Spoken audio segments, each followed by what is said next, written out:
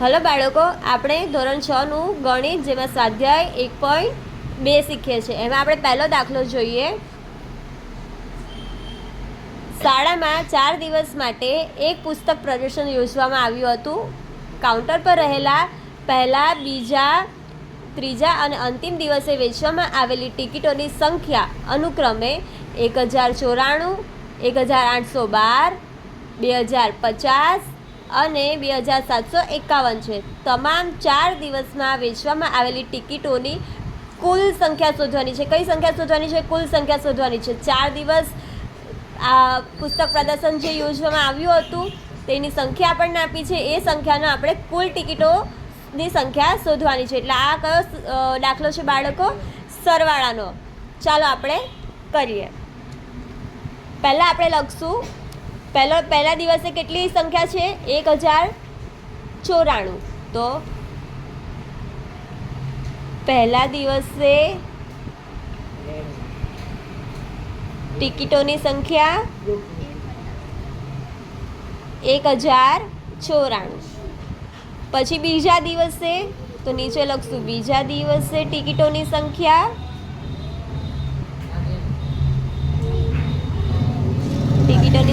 છે 1812. હવે ત્રીજા દિવસે ટિકિટોની સંખ્યા છે તો આપણે લખશું ત્રીજા દિવસે ટિકિટોની સંખ્યા કેટલી છે બાળકો? 2050. તો આપણે લખશું 2050. અને અંતિમ દિવસે એટલે કે ચોથા દિવસે ટિકિટોની સંખ્યા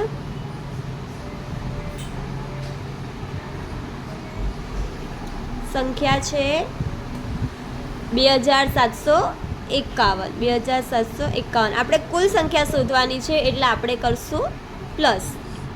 4 ને 2 6, 6 ને 1 7, તો 7 આવશે અહીંયા. 9 ને 1 10, 10 ને 5 15, 15 ને 5 20, તો 20 નો 0, 2 વધી. 2 ને 8 10, 10 ને 7 17, 17 નો 7 વધી 1, 1 2 3 4, 3 ને 2 5, 5 ને 2 7, એટલે 7707. કુલ સંખ્યા કેટલી થઈ બાળકો? કુલ ટિકિટોની સંખ્યા થઈ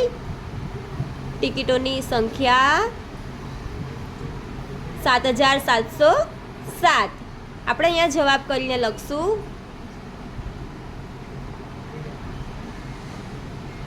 તમામ દિવસે વેચવામાં આવેલી ટિકિટોની કુલ સંખ્યા. આપણને ટિકિટોની કુલ સંખ્યા પૂછી હતી એટલે ટિકિટોની કુલ સંખ્યા 7707 છે.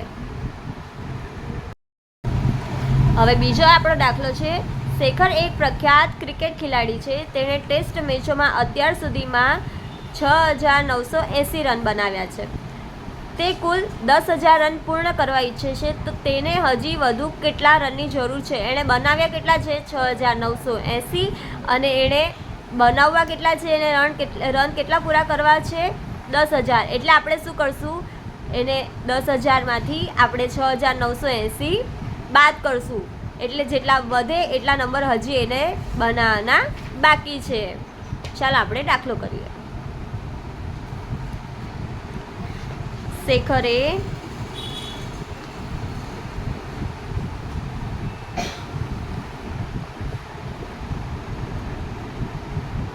બનાવવાના રન, એને કેટલા રન બનાવવા છે? 10,000. અને બનાવ્યા છે કેટલા? શેખરે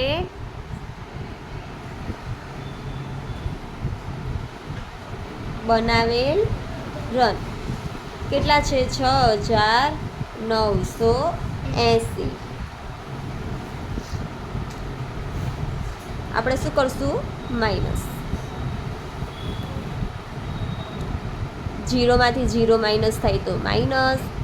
0માંથી 8 માઇનસ ન થાય. અહીંયા 0 છે, અહીંયા 0 છે, એટલે આપણે એક પાસેથી દસકો લઈશું. એટલે આપણે એક પાસેથી દસકો લઈએ તો એકનો આગળનો નંબર 0 થઈ જાય. અહીંયા આવે 9, અહીંયા આવે 9 અને અહીંયા આવે 10. 10માંથી 8 ગયા તો 2, 9માંથી 9 ગયા તો 0, 9માંથી 6 ગયા તો 3 અને 0નું 0. શેખરે બનાવવાના રન કેટલા છે? 3020. આપણે જવાબ કરીને લખશું શેખરને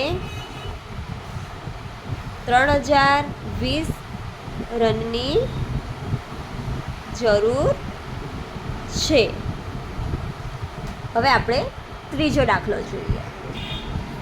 ત્રીજો દાખલો છે, ચૂંટણીમાં સફળ ઉમેદવારે 5,77,500 મત અને તેમના નજીકના પ્રતિસ્પર્ધીએ 3,48,700 મત મેળવ્યા. સફેદ ઉમેદવારે કેટલા મતોની સરસાઈથી ચૂંટણી જીતી?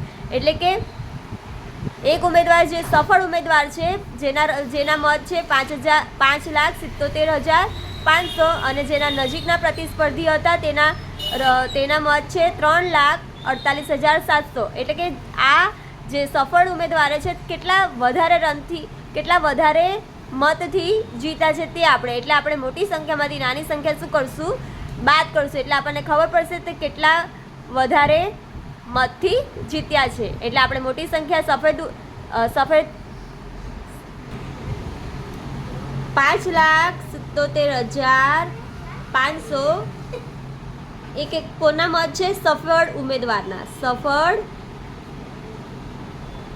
ઉમેદવારના મત.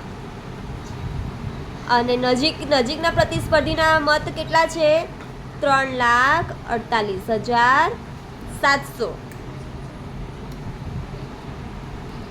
આ છે નજીકના પ્રતિસ્પર્ધીના મત.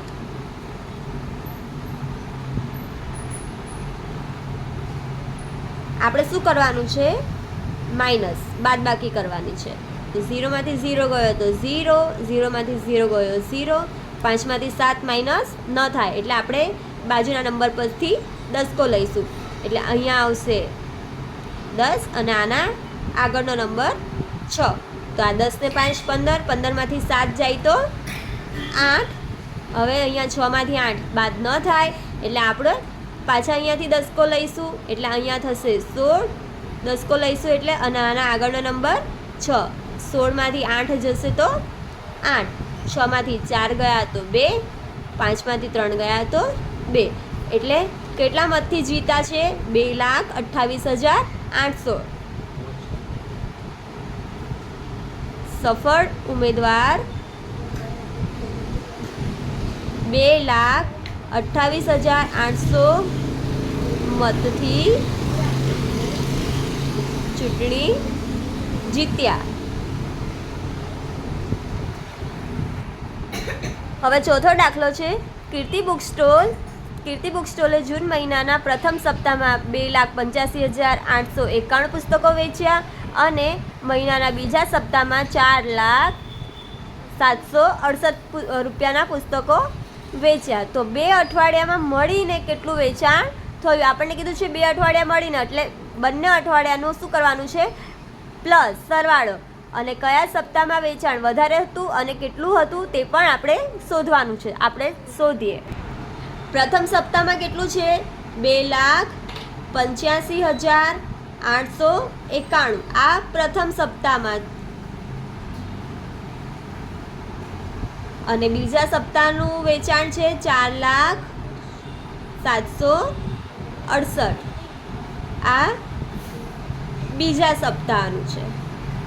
તો આપણે પહેલાં તો શું શોધવાનું છે? બંને અઠવાડિયાના મળીને કેટલું વેચાણ થયું, એટલે શું કરશું? સરવાળો પ્લસ કરશું. તો 1 ને 8 9, 9 ને 6 15, 8 ને 1 9, 9 ને 7 16, 5 ને 1 6, 8 0 8, 2 ને 4 6. આ કુલ વેચાણ થયું. હવે આપણને કીધું છે કયા સપ્તાહમાં વેચાણ વધારે હતું અને કેટલું હતું. એટલે પ્રથમ સપ્તાહનું આપણી પાસે 2,85,891 હતું અને બીજા સપ્તાહમાં 4,07,68. તો કયા સપ્તાહમાં વધારે હતું? તો મોટી સંખ્યા કઈ છે? 4,07,68. બીજા સપ્તાહની સંખ્યા વધારે છે, બીજા સપ્તાહમાં વધારે વેચાણ કર્યું. તો આપણે લખશું 4,07,68 એ બીજા સપ્તાહનું વેચાણ છે. તેમાંથી આપણે પહેલા સપ્તાહનું શું કરશું? માઇનસ. એટલે આપણને કેટલું વેચાણ બીજા સપ્તાહમાં વધારે થયું છે તે ખબર પડશે. પ્રથમ સપ્તાહનું આપણે શું કરશું? મોટી સંખ્યામાંથી નાની સંખ્યા માઇનસ. તો 8માંથી 1 જાય તો 7, 6માંથી 9 માઇનસ ન થાય તો આપણે બાજુમાંથી દસકો લઈશું. તો એના આગળનો નંબર આવે 6, અહીંયા 10. 10 ને 6 16. 16માંથી 5 જાય તો 16માંથી 9 જાય તો 7. 6માંથી 8 માઇનસ ન થાય.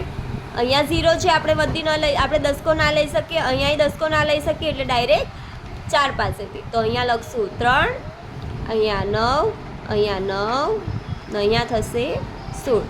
10 ને 6 16. 16માંથી 8 ગયા તો 8, 9માંથી 5 ગયા તો 4, 9માંથી 8 જાય તો 1, 3માંથી 2 ગયા તો 1. એટલે 1,14,877 રૂપિયાનું વેચાણ વધુ થયું. હવે આપણે પાંચમો દાખલો જોઈએ. પાંચમો દાખલો છે, આપણે નંબર આપ્યો છે 6, 2, 7, 4, 3 નો ફક્ત એક જ વાર ઉપયોગ કરીને બનતી સૌથી મોટી સંખ્યા અને સૌથી નાની સંખ્યાનો તફાવત શોધવાનો છે. શું શોધવાનું છે? તફાવત. અને આપણને આ 5 અલગ અલગ નંબર આપ્યા છે. આ નંબર પરથી સૌથી મોટી સંખ્યા અને સૌથી નાની સંખ્યા બનાવવાની છે. ચાલો જોઈએ. સૌથી પહેલાં આપણે નંબર લખી લઈએ 6, 2, 7, 4 અને 3. આના પરથી આપણે સૌથી મોટી સંખ્યા પહેલાં બનાવશું. સૌથી મોટી સંખ્યામાં સૌથી મોટો નંબર પહેલાં આવશે. 7 મોટો નંબર છે, પછી 6 આવશે, પછી 4, 3 અને 2. અને નાની સંખ્યામાં સૌથી નાનો નંબર પહેલાં આવશે. 2, 3, 4, 6 અને 7. આપણે શું શોધવાનું છે બાળકો? તફાવત શોધવાનો છે. તફાવત એટલે કે માઇનસ કરવાનું છે. એટલે આપણે લખશું 7, 6, 4, 3, 2 એટલે કે 76,432 માઇનસ 23,467. આપણે શું કરવાનું છે? માઇનસ. 2માંથી 7 માઇનસ ન થાય તો આપણે બાજુમાંથી દસકો લઈશું. એટલે અહીંયા 10 આવશે અને અહીંયા થશે આગળનો નંબર. 10 ને 2 12, 12માંથી 7 જાય તો 5 આવશે. 2માંથી 6 માઇનસ ન થાય તો દસકો લઈશું. તો અહીંયા બનશે 3 અને અહીંયા થશે 12. 12માંથી 6 જાય તો 6. 3માંથી 4 માઇનસ ન થાય, બાજુમાંથી દસકો લઈશું. અહીંયા આવશે 5 અને અહીંયા આવશે 13. 13માંથી 4 જાય તો 9, 5માંથી 3 જાય તો 2, 7માંથી 5 જાય તો 7માંથી 2 જાય તો 5. એટલે આપણો શું તફાવત આવ્યો? 52,965. ચાલો બાળકો, હવે દાખલા નંબર 6 જોઈએ. રકમ છે, એક મશીન એક દિવસમાં સરેરાશ 2,825 સ્ક્રૂનું ઉત્પાદન કરે છે. તો જાન્યુઆરી 2006માં કેટલા સ્ક્રૂનું ઉત્પાદન થયું હશે? આપણને સરેરાશ આપ્યું છે 2,825, પણ આપણને બીજો નંબર નથી કીધો, પણ કીધું છે કે જાન્યુઆરીમાં કેટલા સ્ક્રૂનું ઉત્પાદન થયું હશે. જાન્યુઆરીમાં કેટલા દિવસો આવે બાળકો? જાન્યુઆરીમાં 31 દિવસો આવે. જાન્યુઆરીના દિવસો કેટલા હોય? 31. એટલે આપણે સરેરાશ નંબર 2,825 ને 31 સાથે ગુણાકાર કરવાનું છે. એટલે આપણને જવાબ મળશે. ચલો આપણે ગુણાકાર કરીએ. ચલો પહેલાં 3થી લઈશું. 3 દશકની સ્થાન પર છે એટલે આપણે 0 મૂકશું.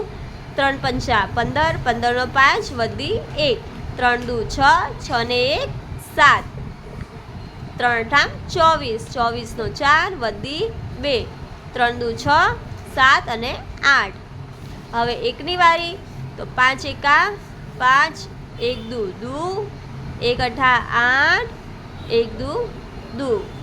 આપણે શું કરવાનું છે? આનો સરવાળો. 0 + 5 5, 5 ને 2 7, 7 ને 8 15, 15 નો 5 વધી 1, 1 ને 4 5, 5 ને 2 7 અને 8 ના 8. એટલે આપણું સરેરાશ કેટલું આવશે બાળકો? સરેરાશ આવશે 87,575.